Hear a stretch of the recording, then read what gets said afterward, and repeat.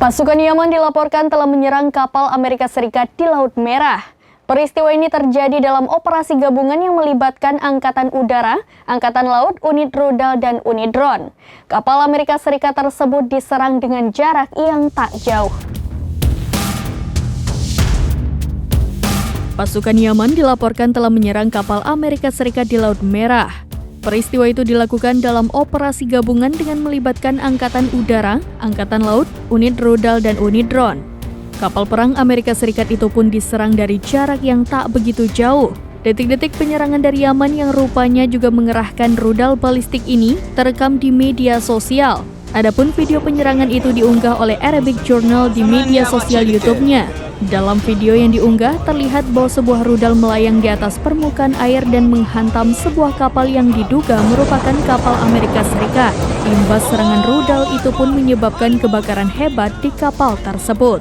Sementara itu dikutip dari Pars Today, kabar ini dikonfirmasi oleh Brigjen Yahya Saree, juru bicara Angkatan Bersenjata Yaman pada Rabu 10 Januari 2024. Ia mengatakan bahwa pasukan Yaman menggelar operasi gabungan menyerang kapal perang Amerika Serikat yang membawa bantuan untuk rezim Zionis.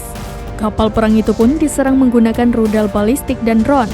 Saree menegaskan bahwa mereka tidak akan ragu untuk membalas semua ancaman musuh sebagai hak legal negara, rakyat, dan bangsa Yaman.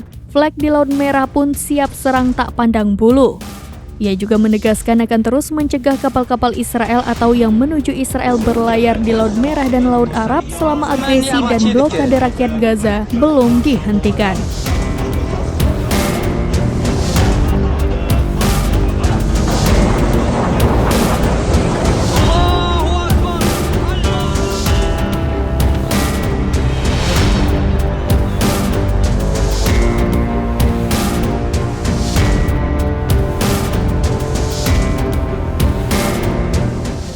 Demikian informasi terkini, Syedaralun saksikan terus berita lainnya di kanal YouTube Serambi News, website dan Facebook serambinews.com.